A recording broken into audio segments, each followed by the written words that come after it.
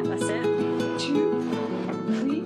Patrick is severely autistic, semi-verbal, so he constantly needs prompting of how to talk or talk to people with customers. He needs guidance all the time. He doesn't know about safety or anything like that. He also has sensory issues and eating disorder issues.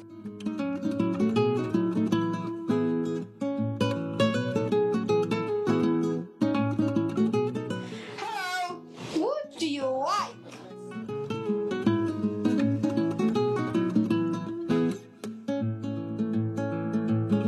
So they're glass bottles, squeeze and go Casa Carey. And we also, I don't know if you can see the oranges down here, these orange peeling goes to a farm and they feed all the pigs, horses, chickens and sheep, I think.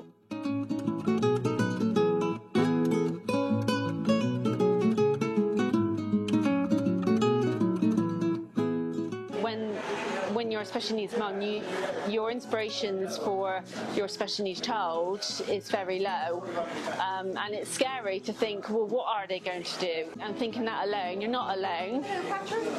And yeah, any special needs parents out there that like to just have a chat, we can all support each other.